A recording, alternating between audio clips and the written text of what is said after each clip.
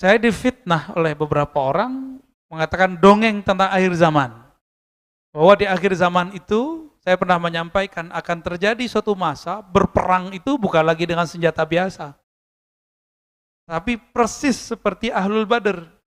Ahlul Badr itu mereka berperang tidak hanya dikuatkan oleh senjata, tapi dikuatkan oleh para malaikat.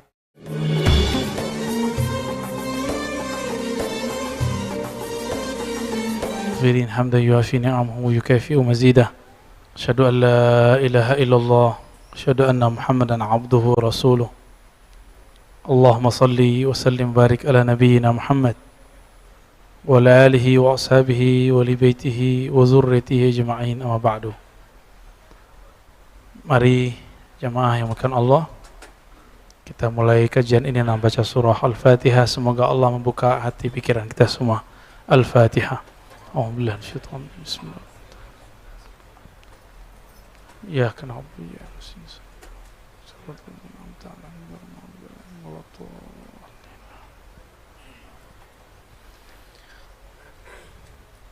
Bismillah walhamdulillah wa bisanadina al-muttasil ila sayyidina Nabi sallallahu alaihi wasallam qala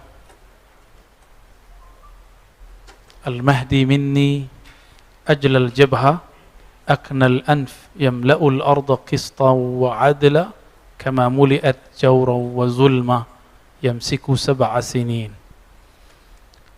Bapak saudara yang makan Allah, insyaallah sampai Isya nanti kita akan membedah hadis-hadis mengenai Al-Imam Al-Mahdi, terutama setelah Daulah Al-Minhajin Nubuwah berdiri. Sekedar mengulang untuk merefresh karena mungkin kebanyakan pengajian di sini ya. Benar ya? Sebelum terjadi khuruj Dajjal, keluar Dajjal, apa yang terjadi? Terjadi fitnah.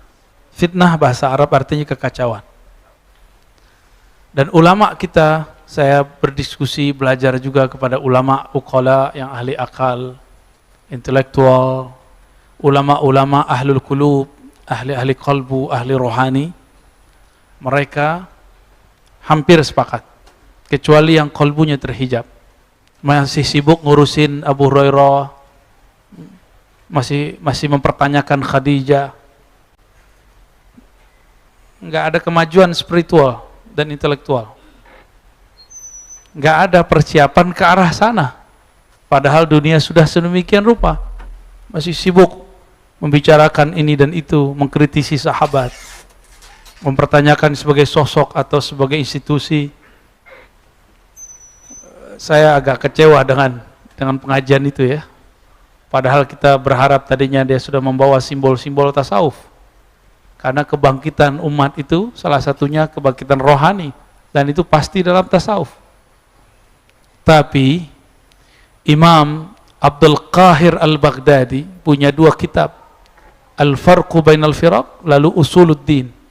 Beliau mengatakan di kitabnya, akidah yang kotor, yang kelabu, yang rusak tidak akan pernah nyatu dengan tasawuf yang bening. Oh, dia ahli khalwat, itu urusan dia. Berarti khalwatnya bukan ma'allah. Masih sibuk ya. Kalau kita mempertanyakan sosok Abu Hurairah, maka ada 5.000 hadis yang akan dibuang. Apakah Imam Bukhari bodoh? Apakah Imam Ahmad bodoh? Apakah Imam Syafi'i bodoh? Apakah ulama-ulama ahli hadis dari masa ke masa mereka bodoh? Sehingga kemudian tidak mengerti siapa sosok Abu Hurairah lalu dipertanyakan sekarang. Ya. Kita agak kecewa besar dengan sikap seperti itu ya.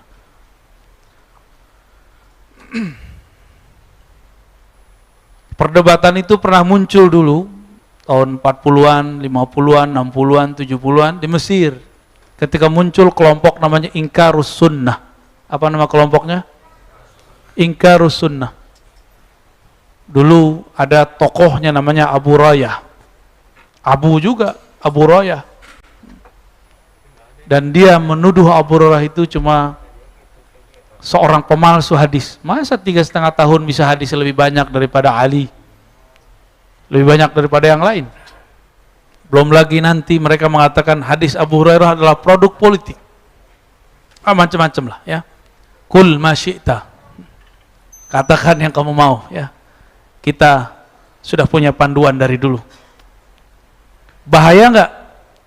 Hadis Bukhari itu kalau nggak diulang-ulang itu 4.000 sampai 5.000 tanpa pengulangan.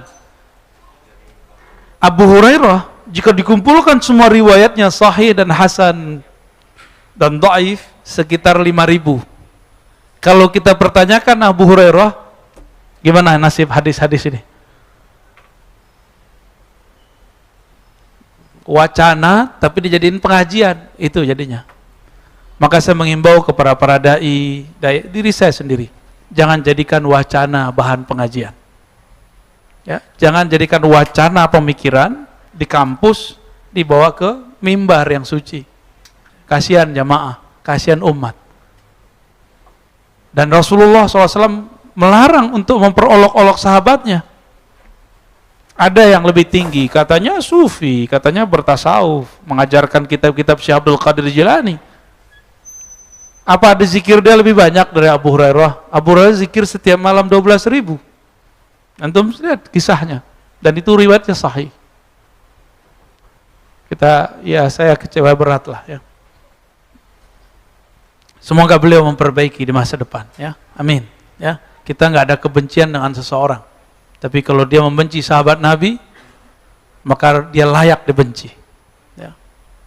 Tapi jika itu sebuah kekeliruan, ya semoga dia perbaiki ya. Baik, kita masuk ke hadis. Ini hadis Imam Abu Daud ya, bahwa di akhir zaman akan terjadi fitnah akhir zaman, dan itu panjang. Puncaknya ada dua, muncul Dajjal, dan terakhir nanti ada lagi Ya'juj dan Ma'juj. Yang kita bicarakan dari kemarin adalah pra-Dajjal keluar dan setelah Dajjal dibunuh. Tadi saya katakan kami dialog dengan ulama-ulama ahlul qulub, ulama-ulama intelektual, dan mereka cenderung mengatakan apa? Bahwa virus-virus yang berkembang belum lama ini itu adalah pertanda awal dari fitnatut Dajjal. Secara kedokteran silakan katakan ahli kedokteran, secara politik silakan, bisnis silakan. Saya membicarakan sisi yang lain. Kalau dokter boleh berbicara sisi dia, kenapa saya nggak boleh berbicara sisi saya? Ya, mungkin ada beberapa orang yang mungkin mengatakan, Ustadz ini dongeng. Kita butuh sesuatu yang real ya. Ini juga ada hadisnya, kita punya data. Sebelum ilmu kamu ada, hadis ini sudah ada. Sebelum ilmu kedokteran, politik, bisnis semua ada, ilmu ini sudah ada. Ya, jangan terlalu sombong lah. Kemudian mengatakan orang yang berbeda faham, beda pandangan dengan kita, kemudian dongeng ya.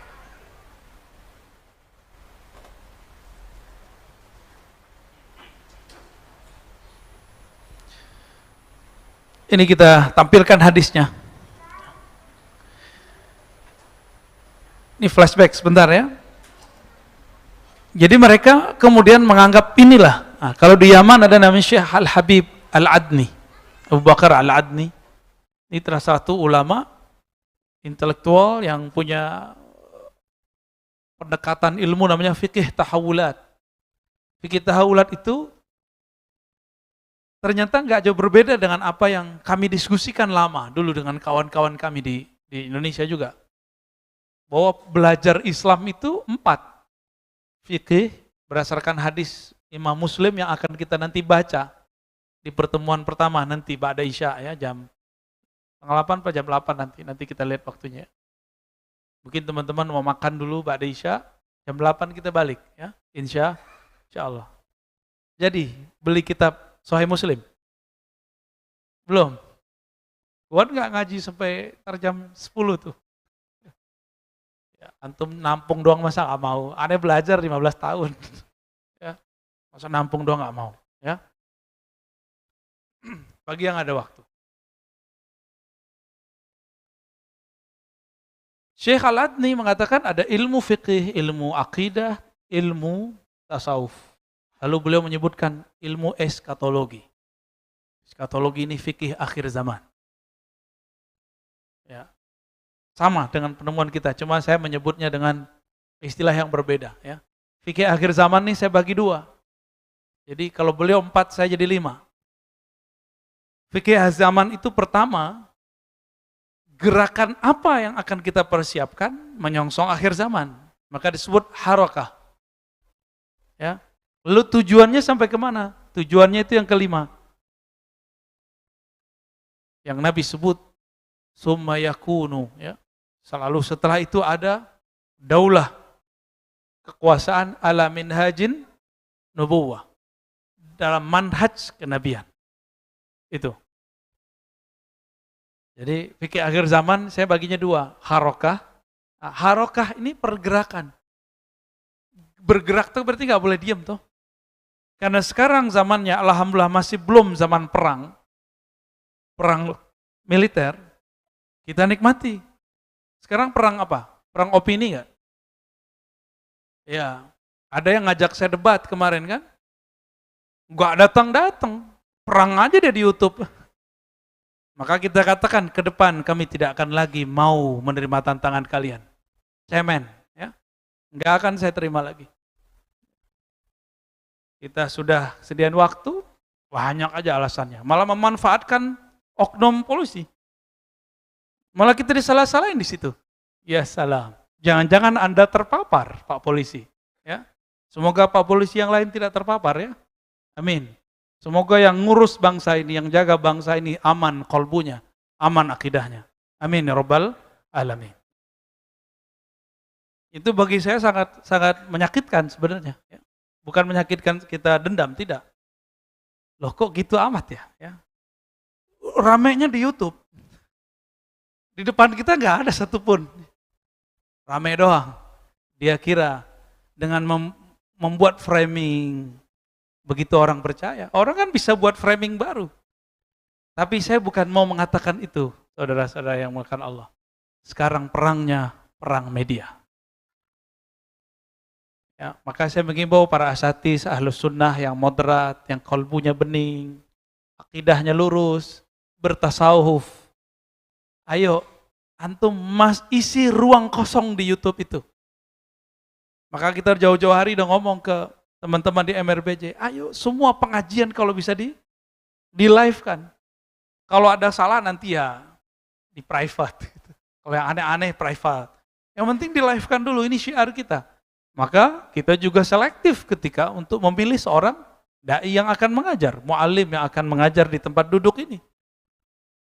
Tempat duduk ini suci Pak, tapi yang duduk di sini belum tentu suci. Saya bukan orang suci. Kita hanya sedang berlatih. Semoga Allah menjaga kita semua. Amin ya Rabbal Alamin. Jadi ke depan ini perangnya perang apa? Opini. Nanti beberapa ustadz sok-sok cuek, sok intelektual ngomong, ngapain ente masih ngurusin yasinan, belain hujah yasin, zikir jamaah, tauhid 3, sifat 20, untuk apa 3 zamannya? Itu saya dengar 20 tahun lalu di sini. Yang ngomong seorang ustadz kepada saya, ente kau usah pikirin itu, 20 tahun lalu Pak. Kita kira kalau sudah ketemu di MUI, sudah debat terbuka di masjid, selesai masalah. Ternyata tidak. Mereka tidak ada mundur. Mereka maju terus. Terus antum diam. Mereka mengisi kekosongan itu. Termasuk masjid ini dulu. Ya, dulu masjid ini diklaim masjid mereka dulu ini. Alhamdulillah pengurusnya sadar. Atau masih ada pengurus yang belum benar. Ya, masih belum sadar maksud saya. Sudah begini modelnya belum paham juga. Udah begini gawatnya belum paham juga. Mereka banyak gebrak meja loh depan Said Agil Al-Munawar, guru kita. Itu zuriat Rasul loh. Ternyata mereka emang nggak percaya zuriat Rasulullah Shallallahu Alaihi Wasallam. Orang tua saja nggak boleh saya gebrak Pak. Ini keturunan Rasulullah Shallallahu Alaihi Wasallam. Kecuali dia ada perkara yang emang sisi manusiawinya. Ini beliau berbicara baik di sini di masjid ini. Maka ciri-ciri pengikut Dajjal sekarang sudah bisa dideteksi. Satu, tidak percaya zuriat Rasulullah SAW. Hati-hati ya tuh, ya. Kalau punya ustadz gak percaya zuriat Nabi, hati-hati itu dia. Semoga dia berubah sebelum saatnya terjadi. Kenapa? Ini hadisnya yang mau kita baca. Al-Mahdi minni. Ya. Al-Mahdi itu dari keturunanku. Al-Mahdi minni min itrati. Al-Mahdi itu dari keturunanku, dari itrahku. Min waladi Fatimah. Dari zuriat Fatimah. Ini hadisnya, kita crop coba. Lihat jelas ya. Ini nomor hadisnya. Ini nomor hadisnya ya. 4284. Ini namanya sanad. Ahmad ibn Ibrahim, ini sanad namanya.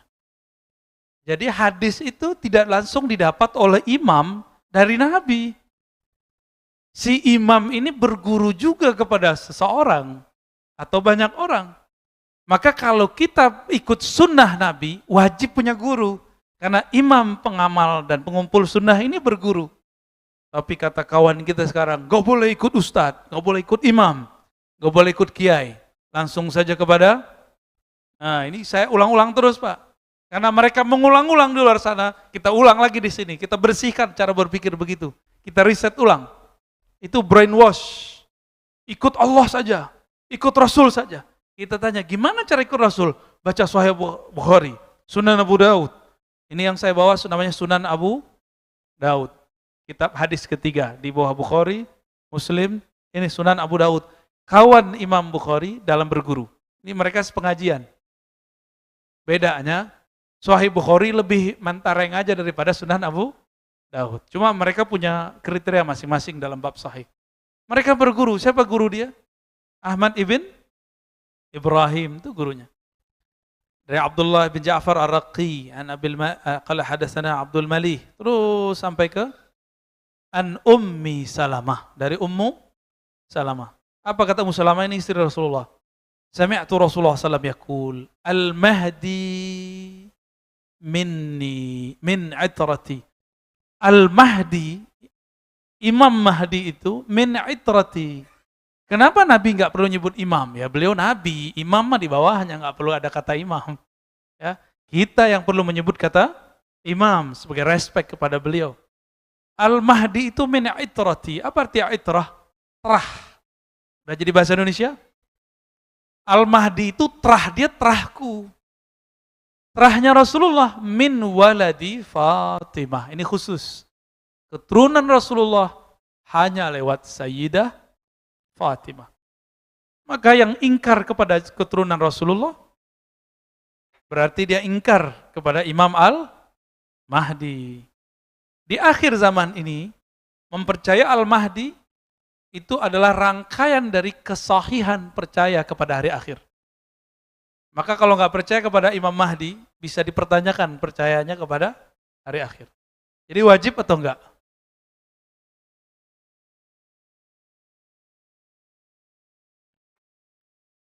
Jadi percaya terhadap hari akhir, di dalamnya ada tanda-tanda kiamat.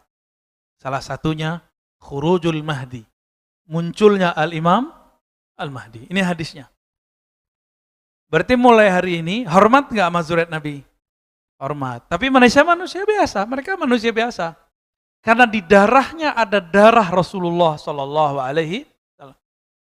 Habaib itu sebenarnya gelar tinggi. Setiap yang lahir itu gelarnya Sayyid. Cuma sama kita udah muka Arab aja, punya fam lagi, langsung panggil Habib. Enggak. Yang berhak dipanggil Habib sebenarnya adalah zuriat yang alim dan dia punya murid. Dicintai oleh murid-muridnya, dicintai oleh orang sekitarnya. Disebut dengan Al-Habib. Ya. Itu sejarah Al-Habib. Kalau enggak cukup namanya Sayyid. Ya. Sayyid Aqil Munawwar sampai sekarang tidak menyebut dirinya Al-Habib. Padahal beliau Al-Habib. Guru kita. Beliau menyebut dari ayahnya disebut As-Sayyid. Ya. Di Indonesia turunan Rasulullah sudah sangat banyak. Ada Asy-Syarif Hidayatullah. Itu keturunan Rasulullah, tapi jalur Hasan. Ada Syekh Maulana Ibrahim As-Samarkandi, itu di Tuban. Anaknya Sunan Ampel, lalu anaknya lagi namanya Sunan Bonang, Sunan Derajat dan lain-lain, itu masih keturunan zuriat Rasulullah SAW. Yang murni orang Jawa, Nusantara sepertinya Sunan Kalijogo, Sunan Kalijaga itu, wallahu alam. Itu penemuan kita sementara, barangkali ada penemuan lain, wallahu alam. Ya.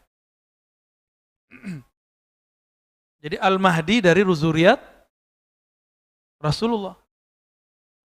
Maka menghormati mereka, kita khawatir jangan-jangan dari zuriat ini ada keturunan Rasulullah yang menjadi Al-Imam Al-Mahdi. Dan Rasulullah mengatakan dalam hadis Imam At-Tabarani, Al-Kalabazi dan lain-lainnya, ahibbu ahla baiti hubban li. Cintailah zuriatku karena engkau cinta kepadaku. Jadi bukan karena dirinya, tapi karena di dalam dirinya ada warisan Rasulullah SAW. Dan Bapak Saudara makan Allah, kiamat tidak akan terjadi kalau masih ada dua pewaris. Satu pewaris ilmu Rasulullah, yang kedua pewaris nasab Rasulullah Sallallahu Alaihi Wasallam. Ya, itu para sayyid, ya, para sadah, itu mereka beban mereka lebih berat dari kita. Karena mereka kalau dosanya itu digedein. Satu tapi gede hitungnya.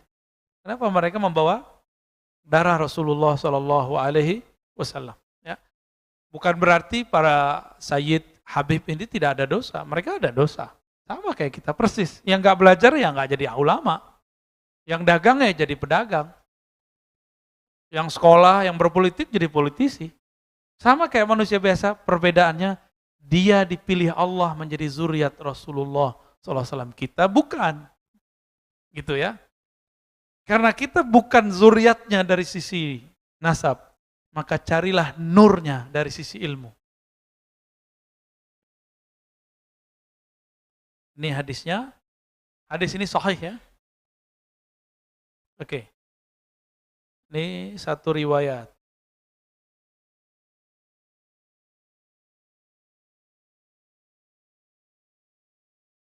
Di riwayat berikut Al-Mahdi minni. Ya. Ini mulai masuk ke intinya sebenarnya. Imam Mahdi itu keturunanku. Al-Mahdi artinya yang diberi guidance, hidayah. Hidayah itu turunnya kemana? Ke kalbu. Wa may yu'min billahi yahdi qalbah. Siapa yang percaya kepada Allah, maka Allah hidayahi kalbunya. Allah hidayahkan. Orang yang dapat hidayah namanya Mahdi. Maka pengikut Imam Al-Mahdi namanya Al-Mahdiyin. Ya. Apa nama pengikutnya? Al-Mahdiyin. Oke. Kelihatan Al-Mahdi. Nah, kelompok pengikut dia disebut dengan Al-Mahdiyin. Ya.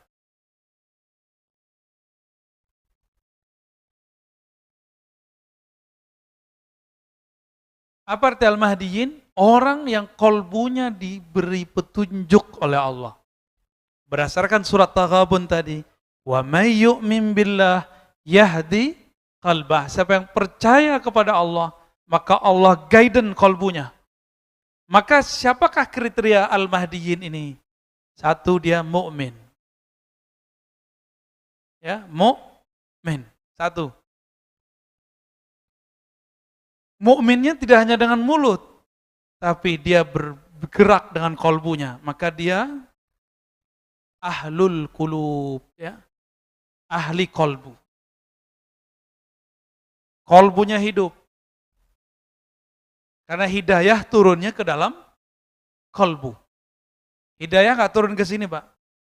Maka bisa jadi orang tamat pesantren nggak dapat hidayah, apalagi di luar pesantren. Orang tamat UIN aja bisa liberal, apalagi antum. Jangan dibalik. UIN liberal sesat. Kalau tamat UIN bisa sesat, antum gimana ceritanya? Jangan dibalik, ini logikanya sekarang dibalik. Karena mungkin ada kecemburuan dari orang tamat-tamat universitas yang sana. Mereka nggak mau, ya, nggak mau ditinggal oleh jamaahnya atau pengen menghancurkan pamor ulama yang tamatan UIN, IAIN. Gimana caranya? Tuduh aja UIN, IAIN liberal. Tuduh aja itu murtad. Biar jamaah ngaji ke dia, kan gitu jadinya. Biar umat tidak ikut. Kan begitu. Itu sudah bagian dari dajajilah, pembohongan, pembuatan opini yang tidak benar. Kalau di kampus UIN orang masih bisa keliru, padahal di situ diskusi keagamannya tiap hari, kira-kira antum yang nggak ngaji kitab gimana? Itu lebih gawat lagi. Jangan dikira pemikiran begitu cuma ada di sini. Ummul Qura banyak, di Madinah ada. Antum kan nggak suka sama orang yang aneh-aneh dikit. Padahal kadang aneh itu ada yang benar loh. Karena Nabi mengatakan ghuraba. Ya. Orang-orang aneh itu bagus malah. Aneh itu bukan penampilan. Aneh itu adalah kebeningan kolbu di saat semua kolbu kotor. Ini malah sibuk di baju, sibuk di celana. Itu gagal fokus namanya. Sibuk itu di kolbu ini karena yang tidak berubah dari dulu adalah guidance di kolbu. Kalau pakaian berubah karena budaya berubah. Dulu Rasulullah pakai sarung, antum sekarang pakai celana. Ada yang pakai gamis, emang Rasulullah pakai gamis begitu? Kan enggak juga. Rasulullah pakai sarung, pakai baju atas, terus kemudian pakai jubah luarnya. Itu budaya di zaman Rasul, mungkin enggak cocok di zaman kita. Silakan pakai celana, enggak apa-apa. Tapi saya ingin mengikuti sarungnya Rasulullah. Kami ngaji kepada Syekh Abdul Razak Al-Aswad ya, dari Aleppo. Dia lihat saya dan teman-teman saya pakai sarung. Apa kata beliau? Enta talbas ma yalbasu Nabi, libas qadim. Pakaianmu pakaian Nabi beneran. Kenapa? Saya bingung. Ini pakaian kiai kami nih, Syekh. Bukan, dia bilang gitu. Nabi itu yalbas al-izar. Nabi menggunakan sarung. Cuma kan nggak cocok Pak ngampus pakai sarung. Ya, ntar nasibnya kayak saya lagi pernah makir di kampus pakai sarung, mau disetrap kita sama security-nya, ya, nggak tahu dia kalau kita dosen di situ, nasib pakai sarung ke kampus, itu seumur-umur saya sekali datang tuh kampus pakai sarung, padahal dulu anti sarung, kemana-mana pakai celana, karena di tempat saya dulu nggak biasa orang pakai sarung, pakai celana aja kemana-mana. Sekarang dapat hadis sarung itu pakai sering-sering ya. Alhamdulillahirabbil. Jadi yang disebut Al-Mahdi ini dia percaya. Percaya itu bisa nggak setengah-setengah? Saya percaya tapi dikit, nggak bisa begitu. Percaya itu nggak ada hubungannya dengan cocokologi. Ya, inilah rahasianya. Kenapa Allah samarkan dari manakah Al-Mahdi keluar? Supaya orang-orang yang palsu-palsu nongol sebelum waktunya. Dan Nabi sudah mengatakan begitu, khairul qurun qarni, sebaik-baik kurun di zamanku, abadku, lalu abad setelahku, lalu abad setelahku. Setelah itu apa kata beliau? Akan muncul orang yang bersaksi sebelum bersumpah, yang bersumpah sebelum bersaksi. Dan sekarang muncul. Nanti lihat aja Pak, 2000 berapa ya, nanti ada lagi virus, orang tegang lagi sedunia, muncul orang-orang stres ngaku Al-Mahdi.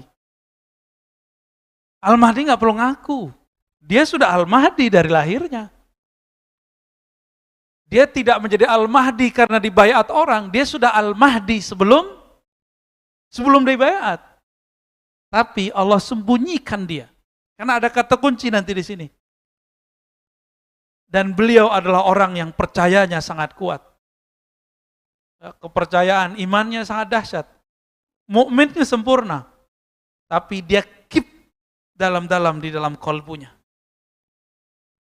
Di dalam kolbu itu. Maka dia balut. Disitulah Allah mengguidance-nya.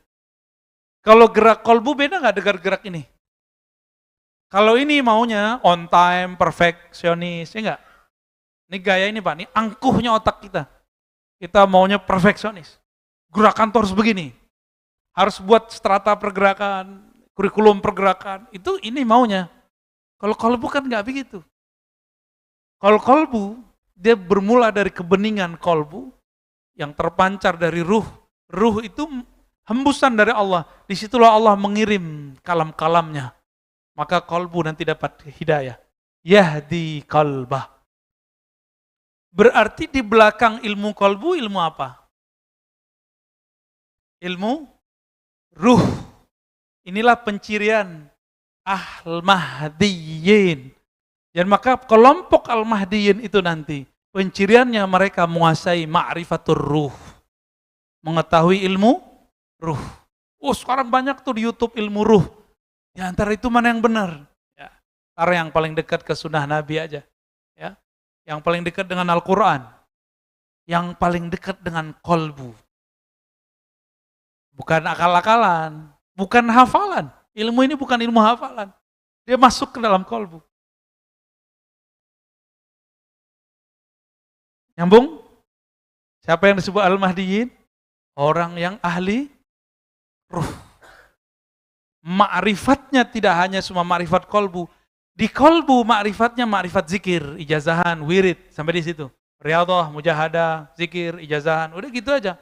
Namanya thariqat. Gak cukup di situ. Thariqatnya harus terus. Sampai thariqat ruhani. Karena disitulah dia dapat menangkap hidayah dari Allah Subhanahu wa ta'ala. Jadi ketika disebutkan wa may yu'min billahi yahdi qalbah. Siapa yang percaya kepada Allah, maka Allah guidance kolbunya. Lewat apa? Lewat ruh. Gitu cara menerjemah ayat ini. Ya, surat At-Taghabun.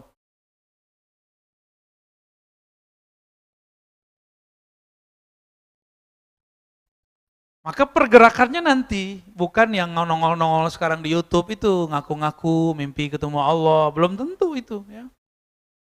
Ya, sekarang pengikutnya udah buat perumahan lagi ya. Perumahan akhir zaman namanya. Insyaallah.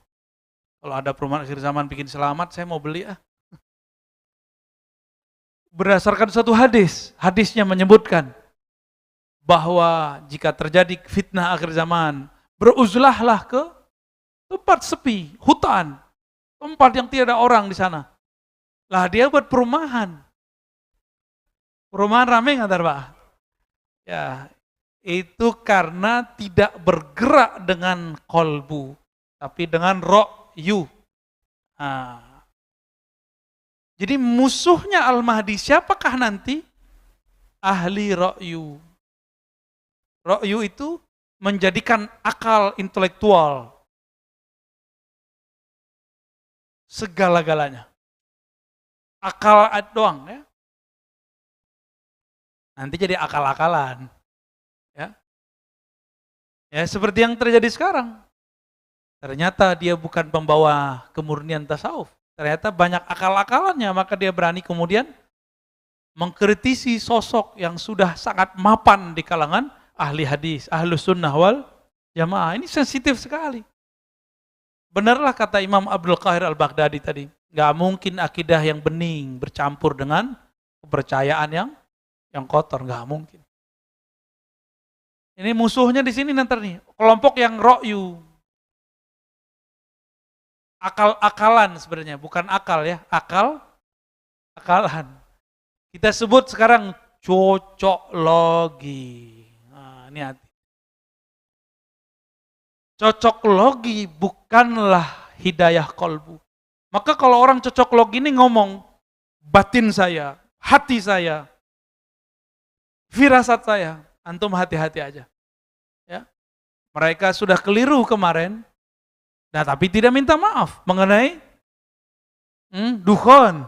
Ada yang minta maaf? Minta maaf ke umat? Minta ampun kepada Allah? Tidak. Itulah ego intelektual, ahlu ro'yu. Orang ahlu ro'yu itu gak mau minta maaf, gengsi. Takut dia, kemudian kalau minta maaf menurunkan pamornya. Padahal orang yang ilmiah itu mau mengaku salah. Ahli kolbu mau memaafkan di saat orang menyerangnya. Di saat orang membencinya, dia nggak masalah bagi dia. Jadi pembedanya apa? Di sini ahli ruh. Ahli ruh.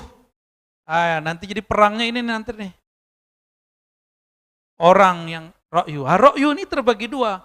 Ada yang pakai teks. Ada yang pakai konteks. Pakai teks, dalil ini. Maka pertanyaannya mana dalil mulu? Ra'yu juga itu. Walaupun dia mengira dengan menyebutkan dalil, itu sudah nyambung. Belum tentu nyambung. Ketersambungan pemahamannya harus dibuktikan. Nyambung gak dengan ulama? Kalau enggak masuk. Ya. Kemudian coba perhatikan di hadisnya ya. Nah, hadis ini sudah mencakup apa yang mau kita bahas pada malam ini mengenai Al-Mahdi.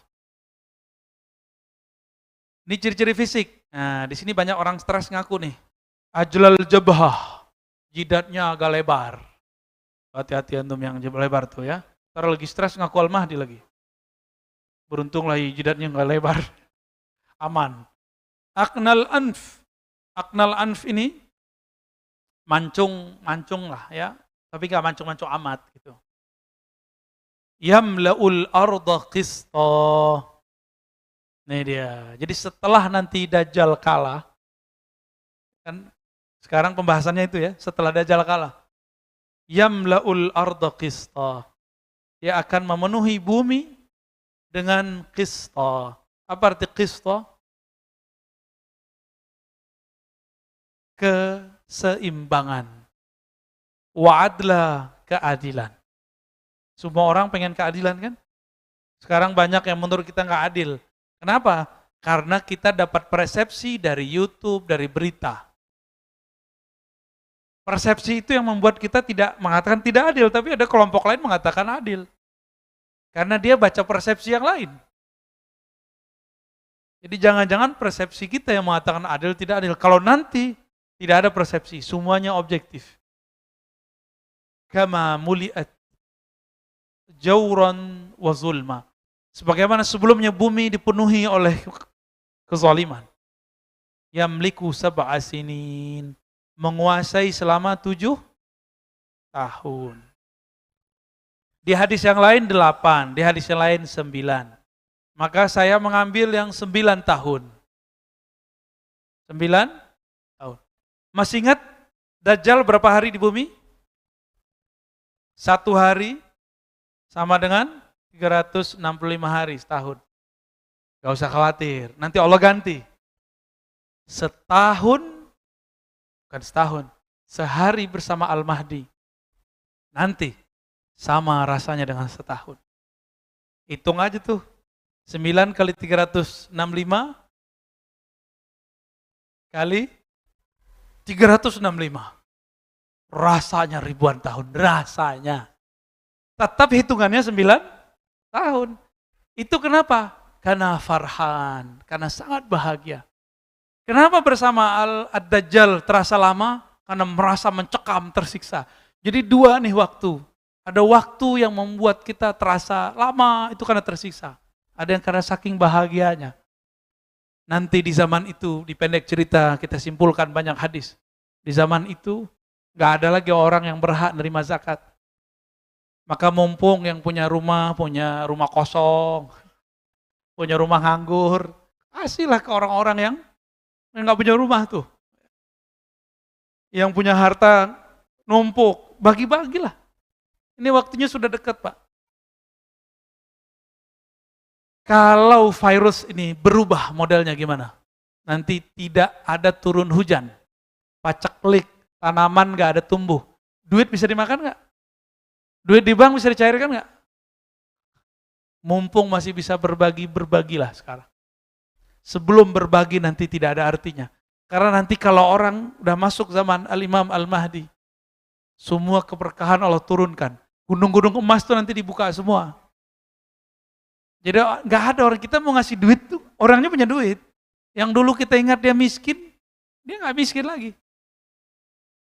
Mumpung Bapak ini punya kelebihan, sekarang berbagi. Ada pergerakan dakwah, berbagi. Ada orang ngurusin fakir miskin, berbagi. Ada yang punya pesantren, gak mesti ahlul Quran. Kita ini kan cuma mengatakan yang dibantu itu orang hafiz Quran. Hafiz Quran itu siapa saja yang khidmah kepada Quran. Baik dia khidmah fikih, khidmah aqidah, khidmah tasawuf, itu semua ahlul Quran. Bukan hanya ngafalin bacaan, semuanya ahlul Quran. Kan semua ilmu itu dari Al-Quran. Ya, apalagi kalau dia hafal Quran plus ilmu-ilmunya. Ntar lagi Pak. Di sini berapa tahun di hadisnya?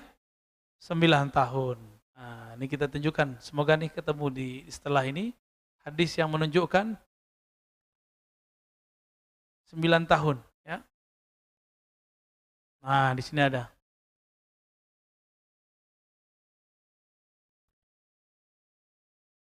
Fayalbas sab'a sinin. Lalu Imam Mahdi tinggal selama 7 tahun. Qala Abu Dawud, qala ba'dun an Hisham ni rawi, Nabi mengatakan tis'a sinin, 9 tahun. Jadi itu perbedaan riwayat. Nah, saya milih yang mana? 9, Pak. Ya kita pilih yang enak, Pak. Yang lama. Bukan sembarangan pilih, karena yang ngomong Hisham. Hisham itu adalah Amirul Mukminin fil hadis. Ya, Amir dalam ilmu hadis. Meskipun hadis ini dhaifkan oleh sebagian ahli riwayat, tapi hadis ini diperkuat oleh setelahnya dan sebelumnya. Maka hadisnya walaupun ini ada yang nulisnya dhaif, tapi dia sudah menjadi hasan, ya. Hadis ini sudah naik menjadi hasan. Kenapa? Karena ada hadis penguat sebelum dan setelahnya. Ada teknik-teknik untuk meneliti hadis. Nanti saya cerita ba'da insya Allah. Ya. Nanti ada yang disebut sahih. Kapan hadis disebut sahih? Jangan asal ngomong-ngomong doang, sahih. Disahihkan Albani. Memang kalau disahihkan Ar-Razi nggak bisa terima. Ya. Belagu aman ente gitu ya. Di sini coba lihat. Nanti yang terjadi yaksimul mal, harta dibagi-bagikan. Ya'mal finnas, beramal di tengah manusia dengan sunnah Nabi. Berarti sebelum itu terjadi, sunnah tidak akan pernah tegak secara utuh. Maka jangan paksa sekarang kita harus syariat gitu. Tenang aja, sabar-sabar dulu lah. Rasulullah 13 tahun kok sabar di Mekah. Kemudian setelah sampai di Madinah, beliau tahan lagi. Sampai Fatu Mekah tahun ke-8 Hijriah. 13 tambah 8 berapa tahun? 13 sama 8? 21. Ini kita bakal nunggu nggak nyampe sampai 21 tahun. Tenang aja. Di awal pandemi tahun berapa? Kita kena dampaknya 2020. Ya nggak nyampe lah. Paling-paling umur Nabi di Mekah. Umur Nabi di Mekah berapa? 13 tahun. Paling-paling segitu kita nunggunya. Kalau mau kita memunasabahkan dengan hadis Nabi Sallallahu Alaihi Wasallam. Mau sabar nggak? Ya. Kenapa saya nyebutnya sekitar 13? Karena semua yang terjadi pada Rasulullah itu akan berulang sekarang. Itu disebut ismu, namanya, keturunan apa, tanda-tandanya, kejadian-kejadian padanya itu sama seperti aku. Mirip persis, nggak jauh-jauh beda. Ya. Ini kata kunci, Bapak Saudara makan Allah, maka kita sekarang tidak akan memaksa orang untuk mengamalkan syariat. Ya. Enggak akan kita paksa. Siapa yang mau, ayo. Enggak mau, enggak ada dipaksa. Jangankan itu, ya. Orang untuk sudah beragama Islam aja, sudah ikut mazhab Al-Sunnah, kita enggak paksa dia bermazhab. Enggak mau bermazhab ya sudah, enggak apa-apa juga. Nanti, ya. Ada satu hal yang mau saya sampaikan sebelum kita sholat, ya. Ini azan, ada yang jawab ya? Iya, oke. Saya difitnah oleh beberapa orang mengatakan dongeng tentang akhir zaman. Bahwa di akhir zaman itu, saya pernah menyampaikan akan terjadi suatu masa berperang itu bukan lagi dengan senjata biasa. Tapi persis seperti Ahlul Badr. Ahlul Badr itu, mereka berperang, tidak hanya dikuatkan oleh senjata, tapi dikuatkan oleh para malaikat. Di hadis Imam Muslim, nanti kalau sempat saya tunjukin nanti pada Isya, dikatakan bahwa ada seorang sahabat Nabi mengatakan, ketika kami hendak memukulkan tombak atau pedang kami, tiba-tiba musuh sudah terjungkal. Kami mendengar bunyi pukulan yang sangat deras. Dari manakah itu? Sahabat nanya, wahai Rasulullah, itu siapa? Maka Rasulullah mengabarkan itu malaikat muqarrabin. Mereka turun sekitar 70 orang, tapi membersamai kalian. Dongeng nggak tuh? Itu hadis Muslim loh Pak. Hadis Bukhari. Yang saya baca tadi itu hadis Bukhari. Dongeng nggak tuh? Yang mengatakan itu dongeng, jangan-jangan dia telah terjebak kepada ingkarus sunnah. Ingkar kepada sunnah Nabi, padahal ngakunya manhajnya sunnah. Ya. Sekarang latihan panahan, tapi nggak percaya bab itu. Emang antum bisa ngalahin Dajjal pakai panah? Aneh mau tanya, bisa ngalahin Dajjal nggak dengan panah? Kalau bisa, antum aja jadi Imam Mahdinya. Ya, nggak bisa. Dajjal itu sangat sakti sekali, sangat hebat sekali. Dia bisa nahan hujan. Nah, itulah puncaknya. Dia bisa menghidupkan orang mati. Sebenarnya itu bukan orang yang dihidupkan, tapi syaitan yang menyerupakan manusia. Ya, siapa yang mati di situ dia serupakan, dia bangkit lagi. Karena itu pasukan dia semua. Dajjal itu dikuatkan dengan tentara-tentara jin dan syaitan. Maka orang-orang Al-Mahdiyin tadi dikuatkan oleh Allah SWT dengan malaikat dan jin-jin muslim. Nanti, ya, sabar ya, sabar. Ini kan nggak sabar masalahnya, main cocok logi aja. Ya. Baik. Nah di sini disebutkan bahwa Al-Mahdi yubayyi'unahu bainar rukni wal maqam. Ya. Nanti terjadi ikhtilaf inda mauti khalifah, ketika mati seorang khalifah, maksudnya pemimpin. Fayakhruj rajulun min ahli Madinah, lalu ada seseorang dari ahli Madinah keluar, datang ke Mekah, dipaksa untuk dibaiat. Nah, karena hadis ini keluar, nanti akan muncul orang-orang, dia datang dari Madinah, itu banyak Pak nanti, 2025, 26, 27, 28, nanti kita saksiin aja ya, orang-orang stres, nanti dia datang ke Madinah, ngindap beberapa hari, terus pindah ke Mekah, minta dibaiat. Soalnya kan dia dipaksa. Ntar lihat ya, Al-Majnunun, orang-orang stres yang ngaku jadi Mahdi nanti. Kita ketawa aja kalau nanti terjadi. Ya, tafadhol azan.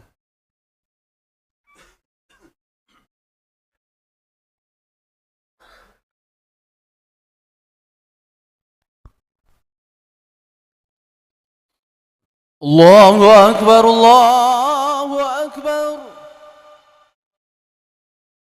Allahu Akbar, Allahu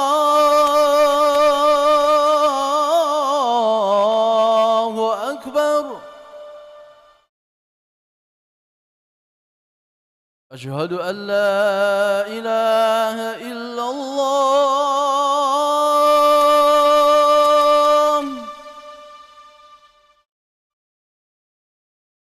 أشهد أن لا إله إلا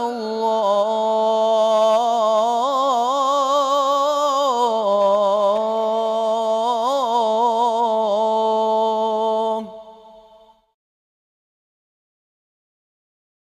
أشهد أن محمدا رسول الله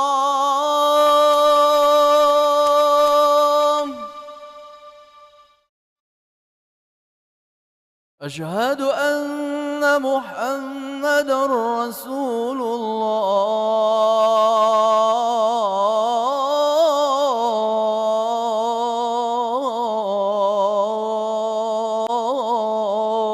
الله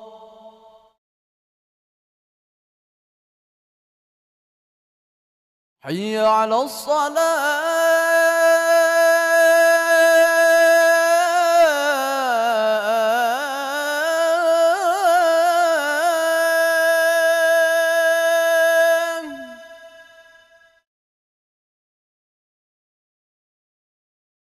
حي على الصلاة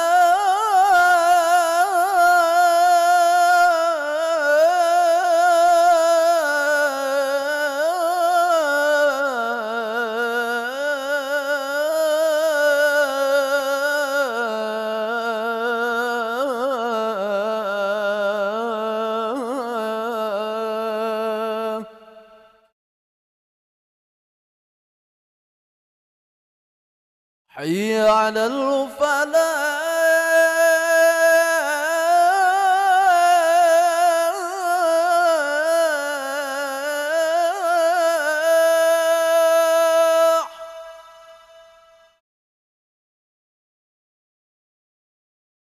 حي على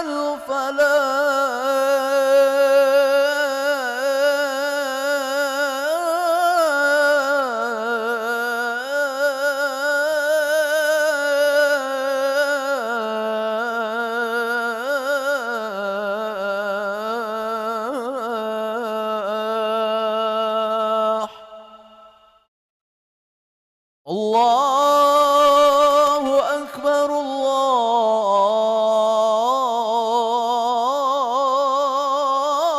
الله أكبر لا إله إلا الله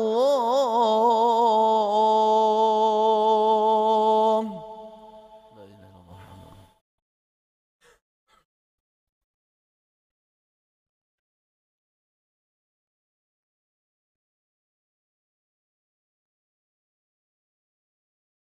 Ya Rabb, bil Islam dina wa nabiyina Muhammad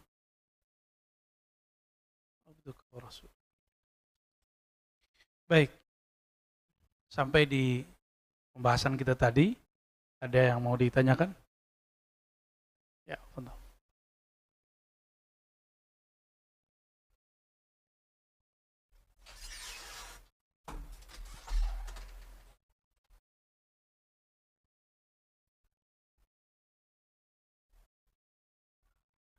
Ya, silakan. Assalamualaikum warahmatullahi wabarakatuh. Waalaikumsalam. Buya tadi menyampaikan corona salah satu awal kemunculan, tanda awal kemunculan. Tapi jauh sebelum itu, saya meyakini sistem Dajjal ini udah mulai, itu Buya. Lalu kelak ruhani yang bermain. Jadi perangnya itu kan yang Buya sampaikan tadi kan bukan perang lagi fisik, tapi udah main ruhani. Sejauh ini Buya, kalau saya bisa istilahkan, ruhani sama jasad saya ini belum kawin ini Buya. Jadi ruhani saya ini masih terbungkus oleh jasad, sehingga ya jasad ruhani. Yang saya mau tanyakan, perkawinan antara ruhani saya dan jasad saya ini, Buya. Demikian Buya. Assalamualaikum warahmatullahi wabarakatuh.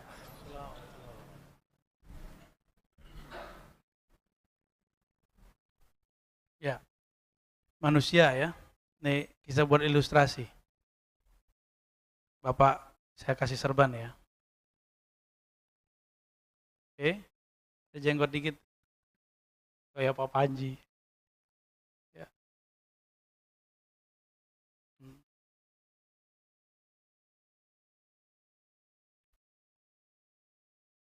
Ini fisik. Anggap saja benar ya, kayak manusia ya. Ini fisik kita, ini fisik. Tubuh ini dari mana? Dari tanah. Ntar kalau dia pulang, kemana dia pulangnya? Pulang ke tanah. Tubuh ini fisik, kembali ke fisik. Maka tidak perlu perkawinan antara tubuh ini dengan ruh. Ruh kita ditiupkan Allah dulu di perut ibu kita. Berarti kita inilah yang disebut alien sebenarnya. Sekarang pesawatnya bernama manusia. Jadi ini adalah pesawat tercanggih di alam semesta. Jangan cari-cari piring terbang. Itu di rumah aja tuh piring terbang. Show. Ya. Hemat saya begitu Pak. Piring terbang tercanggih ini tubuh manusia ini. Di dalamnya ada energi dahsyat yang bernama ruh. Ruh ini sekarang jadi tuan atau jadi budak di tubuh kita. Itu aja masalahnya. Ruh ini lebih murni dari malaikat. Malaikat makan nggak? Malaikat tidur nggak? Malaikat bedanya dengan ruh. Malaikat ahli zikir, ruh ahli ilmu. Itu aja bedanya. Apa perbedaan ruh dengan malaikat? Malaikat ahli zikir, wa nahnu nuqaddisu bihamdik wa nuqaddisu lak. Itu dalilnya. Surah Al-Baqarah. Kami banyak tasbih. Kami ini baik-baik orangnya. Tapi perbedaannya ruh. Ruh itulah yang disebutkan min ruhi. Hembusan dariku. Dari ruhku. Apa maksud ruh di situ? Itu rahasia Allah. Bisa kita artikan ilmu. Karena ruh kadang diartikan wahyu. Ruh diartikan kadang bisikan dari Allah Subhanahu wa ta'ala. Bisa nggak menangkap bisikan Allah itu? Bisa nggak menangkap itu? Jika dapat menangkap itu berarti ruhnya hidup. Gimana caranya? Nah, inilah yang Nabi katakan. Dalam beberapa ayat, ini futuh namanya. Nabi diperintahkan, kul, katakan, innama ana basyarun mithlukum. Aku ini basyar, manusia. Ini basyar.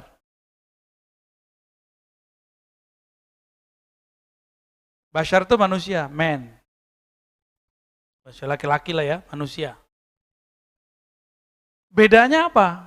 Kalian gak sadar, aku sadar. Makanya yuha ilayya, diwahyukan ke dalamku. Apa yang diwahyukan ke dalamku? Bahwasannya la ilaha illahu. Bahwasannya Allah tiada Tuhan yang berhak disembah kecuali Dia. Berarti ciri-ciri ruh sudah hidup. Di kolbunya hanya ada ilah. Apa arti ilah? Tuhan, itu terjemahan. Tuhan, apalagi arti ilah?